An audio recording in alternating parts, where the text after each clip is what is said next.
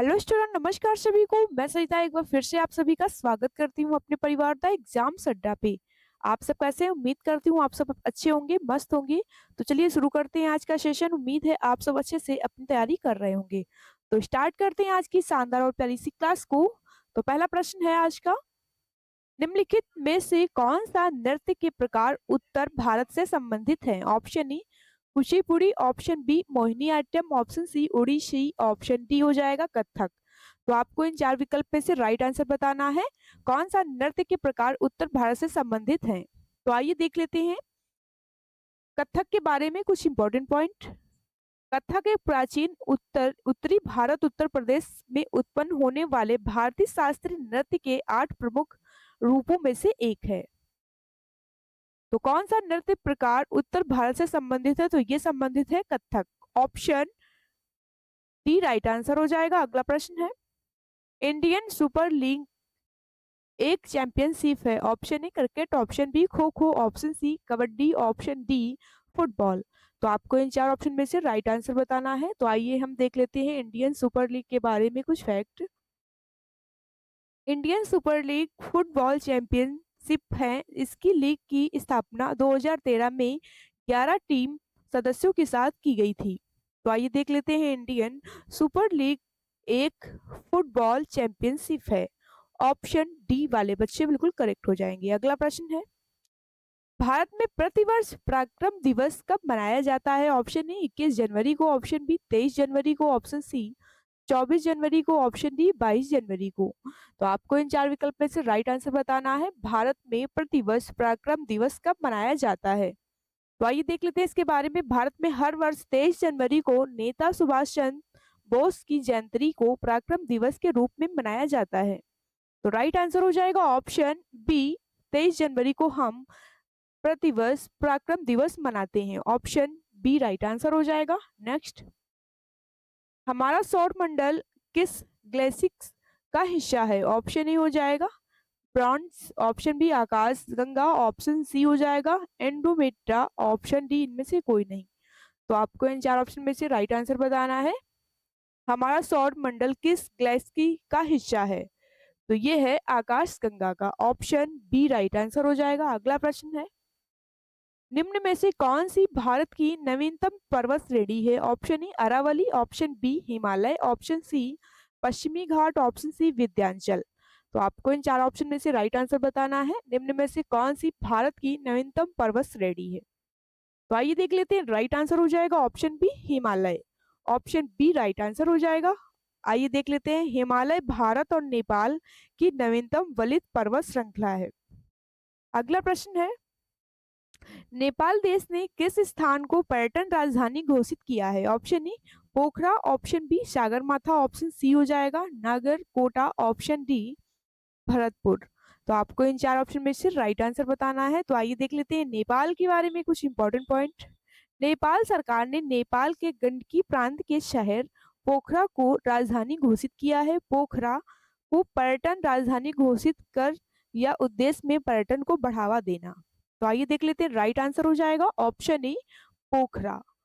नेपाल ने पर्यटन राजधानी घोषित किया है पोखरा को। ऑप्शन ए राइट आंसर हो जाएगा। अगला प्रश्न है, सबसे हल्की धातु कौन सी है? Option A C, option B P, option C हो जाएगा L I, option D H E.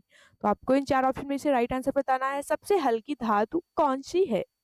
तो ये हो जाएगी lithium, L I, option C right answer हो जाएगा। अगला प्रश्न है, नरोरा परमाणु विद्युत केंद्र कहाँ स्थित है? Option A Madhya Pradesh, option B Uttar Pradesh, option C Maharashtra, option D Haryana. तो आपको इन चार ऑप्शन में से राइट आंसर बताना है। नरोरा परमाणु, इसके बारे में देखते हैं कुछ पॉइंट। नरोरा परमाणु ऊर्जा केंद्र उत्तर प्रदेश के बुलंदशहर जनपद में स्थित है। हरियाणा के गोरखपुर में परमाणु ऊर्जा केंद्र स्थापित है। तो आइए देख लेते हैं, नरोरा परमाणु विद्युत केंद्र कहाँ स्थित है? तो ये स्थित है ऑप्शन बी उत्तर प्रदेश में। अगला प्रश्न है, पानीपत का दूसरा युद्ध अकबर और हेमू के बीच किस वर्ष में हुआ था? Option A 1526, option B 1576, option C हो जाएगा 1536, ऑप्शन डी 1556 में। तो आपको इन चार विकल्प में से राइट आंसर बताना है। तो आइए देख लेते हैं पानीपत का द्वितीय युद्ध। पानीपत का द्वितीय युद्ध 5 नवंबर 1956 ईस्वी को हेमू और मुगल बादशाह अकबर के मध्य लड़ा गया था, जिसमें अकबर की विजय हुई थी। तो आइए राइट आंसर देखते हैं। पानीपत का द्वितीय युद्ध अकबर और हेमू के बीच किस वर्ष हुआ था? तो ये हुआ था 1556 में। ऑप्शन डी राइट आंसर हो जाएगा। अगला प्रश्न है, पश्चिम बंगाल किन किन देशों के साथ सीमाएं साझा करता है? Option A 4, option B 2, option C 3, option D 5। तो आपको इन चार ऑप्शन में से राइट आंसर बताना है। तो आइए देख लेते हैं पश्चिम बंगाल के बारे में कुछ इंपॉर्टेंट पॉइंट। पश्चिम बंगाल भारत के पूर्वी भाग में स्थित है। ये राज्य 3 देशों जैसे बांग्लादेश और भूटान और नेपाल से अंतरराष्ट्रीय सीमा साझा करता है तथा भारत के 5 राज्यों के साथ उड़ीसा, झारखंड, बिहार, सिक्किम और असम से भी सीमाएं साझा करता है। तो बांग्लादेश किन किन देशों के साथ सीमाएं साझा करता है? तो देख लेते हैं, राइट आंसर हो जाएगा ऑप्शन डी 3 देशों के साथ। अगला प्रश्न है, नुआखाई किस राज्य का लोक पर्व है? ऑप्शन ए हो जाएगा Meghalaya, option B Tamil Nadu, option C Orissa, option D Bihar. तो आपको इन चार ऑप्शन में से राइट आंसर बताना है। नुआखाई किस राज्य का लोक पर्व है? तो ये है मेघालय राज्य का। ऑप्शन ए राइट आंसर हो जाएगा। तो आइए देख लेते हैं नुआखाई के बारे में। नुआखाई एक वार्षिक फसल उत्सव है जो मानसून के नए चावल के आगमन के उपलक्ष्य में कार्तिक माह में मनाया जाता है। तो चलते हैं अगले प्रश्न की ओर। अगला प्रश्न है हमारा, कौन सा राज्य में द्विसदनी विधायिका है? ऑप्शन ए राजस्थान में, option B Haryana, option C हो जाएगा उत्तर प्रदेश, ऑप्शन डी मध्य प्रदेश। तो आपको इन चार ऑप्शन में से राइट आंसर बताना है। कौन सा राज्य में द्विसदनी विधायिका है? तो आइए देख लेते हैं कुछ फैक्ट। भारत में कुछ राज्यों में द्विसदनी विधायिका होती हैं, जैसे उत्तर प्रदेश, महाराष्ट्र, बिहार, कर्नाटक, आंध्र प्रदेश और तेलंगाना। इन राज्यों में विधानसभा और विधान परिषद दोनों होते हैं। तो चलिए देख लेते हैं, राइट आंसर हो जाएगा ऑप्शन सी उत्तर प्रदेश। अगला प्रश्न है, दक्षिण भारत की सबसे ऊंची चोटी कौन सी है? ऑप्शन ए अनाईमुड़ी चोटी, ऑप्शन बी डोडा बेटा चोटी, ऑप्शन सी महेंद्रगिरी चोटी, ऑप्शन डी इनमें से कोई नहीं। तो आपको इन चार विकल्प में से राइट आंसर बताना है। दक्षिण भारत की सबसे ऊंची चोटी कौन सी है? तो आइए हम देख लेते हैं अनाईमुड़ी चोटी के बारे में कुछ इंपॉर्टेंट पॉइंट। अनाईमुड़ी चोटी दक्षिण भारत की सबसे ऊंची चोटी है। 8,842 फीट या पश्चिमी घाट 2,695 मीटर की अनाई पहाड़ियों में से केरल राज्य में स्थित है। तो आइए देख लेते हैं दक्षिण भारत की सबसे ऊंची चोटी कौन सी है? तो ये हो जाएगी अनाईमुड़ी चोटी। ऑप्शन ए राइट आंसर हो जाएगा। नेक्स्ट, हरित क्रांति की सफलता किस पंचवर्षीय योजना की अवधि में शुरू हुई थी? ऑप्शन ए दूसरी पंचवर्षीय योजना, ऑप्शन बी चौथी पंचवर्षीय योजना, ऑप्शन सी तीसरी पंचवर्षीय योजना, ऑप्शन डी पांचवी पंचवर्षीय योजना। तो आइए देख लेते हैं हरित क्रांति के बारे में कुछ इंपॉर्टेंट पॉइंट। हरित क्रांति की सफलता भारत में तीसरी पंचवर्षीय योजना 1961 से 1966 के दौरान हुई थी। इसका उद्देश्य खाद्यान्न उत्पादन को बढ़ाना था। तो आइए देख लेते हैं, राइट आंसर हो जाएगा ऑप्शन सी तीसरी पंचवर्षीय योजना। ऑप्शन सी राइट आंसर हो जाएगा। अगला प्रश्न है, किंग जॉर्ज चिकित्सा संस्थान उत्तर प्रदेश के निम्नलिखित में से किस जिले में स्थित है? Option A Lucknow, option B Varanasi, option C Agra, option D Amethi. तो आपको इन चार ऑप्शन में से राइट आंसर बताना है। किंग जॉर्ज चिकित्सा संस्थान उत्तर प्रदेश के किस जिले में स्थित है? तो ये स्थित है लखनऊ में। ऑप्शन ए राइट आंसर हो जाएगा। अगला प्रश्न है, उत्तर प्रदेश में कुंभ मेला सरस्वती की नदियों के संगम पर मनाया जाता है। Option A Betwa, option B Ganga, option C Ghaghara, option D Narmada. तो आपको इन चार ऑप्शन में से राइट आंसर बताना है।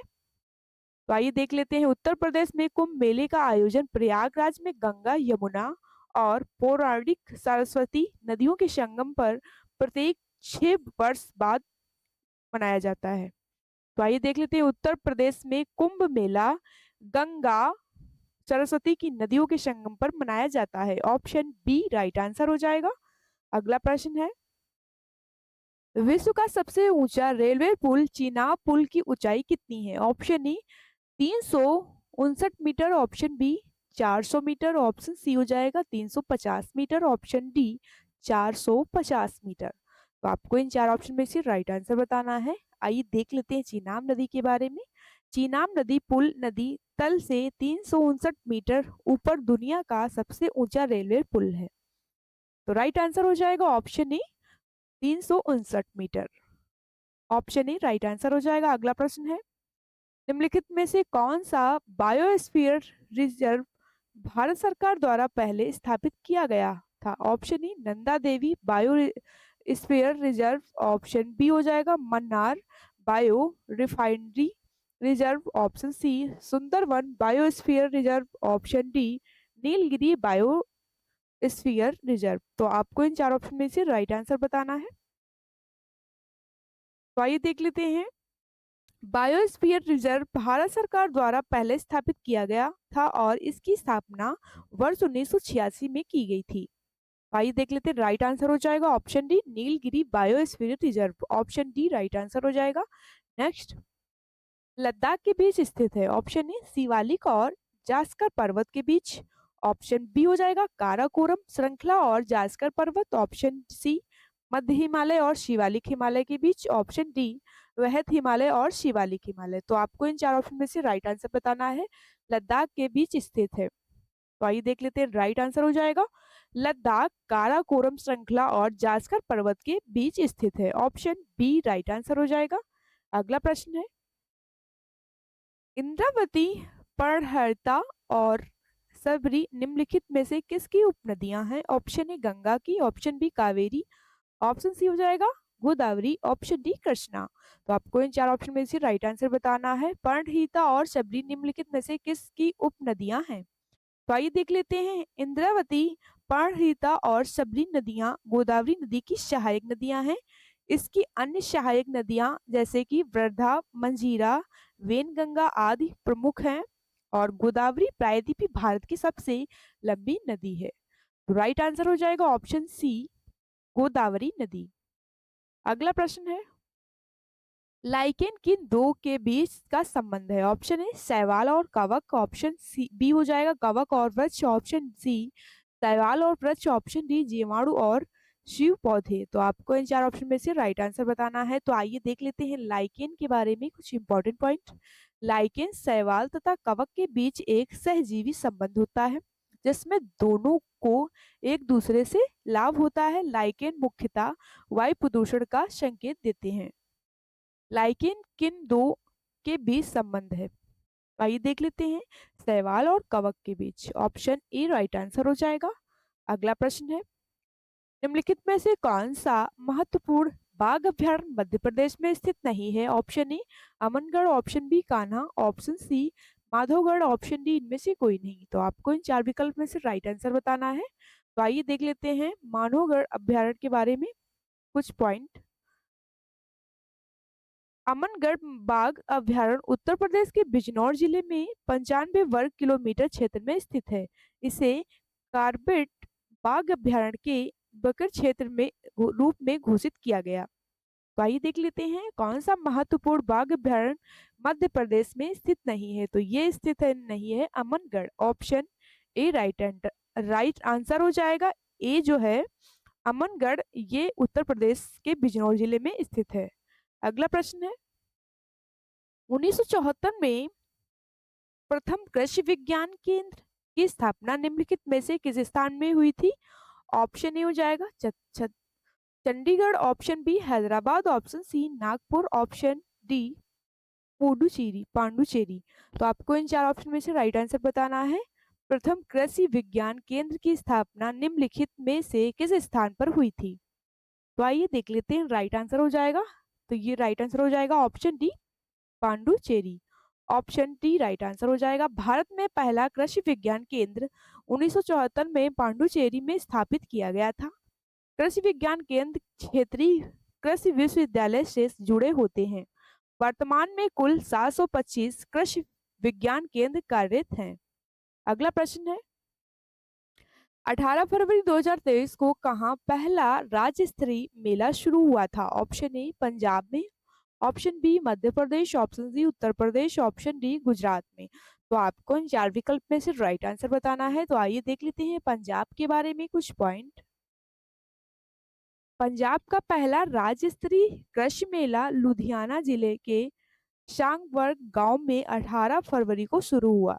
ये मेला कृषि से जुड़ी सभी नई तकनीकों को माध्यम जानकारी को किसानों तक पहुंचाने के लिए राज्य सरकार को एक महत्वपूर्ण प्रयास था। तो आइए देख लेते हैं 18 फरवरी 2023 को कहां पहला राज्य स्तरीय मेला शुरू किया गया था? देख लेते हैं, राइट आंसर हो जाएगा ऑप्शन ए पंजाब में। अगला प्रश्न है, सुस्वागतम प्रोटोकॉल का संबंध किस संवैधानिक संस्था से है? ऑप्शन ए भारत का सर्वोच्च न्यायालय, ऑप्शन बी राष्ट्रीय अनुसूचित जनजाति का आयोग, ऑप्शन सी भारतीय निर्वाचन आयोग, ऑप्शन डी राष्ट्रीय जनजाति आयोग। तो आपको इन चार ऑप्शन में से राइट आंसर बताना है। सुस्वागतम पोर्टल का संबंध किस संवैधानिक संस्था से है? तो ये है भारत का सर्वोच्च न्यायालय से। ऑप्शन ए राइट आंसर हो जाएगा। नेक्स्ट, तो आज का सेशन हमारा यहीं तक था। अगर आप लोगों को ये सेशन पसंद आया हो तो लाइक, शेयर और चैनल को सब्सक्राइब करें। जय हिंद, जय भारत। फिर मिलते हैं अगली क्लास में।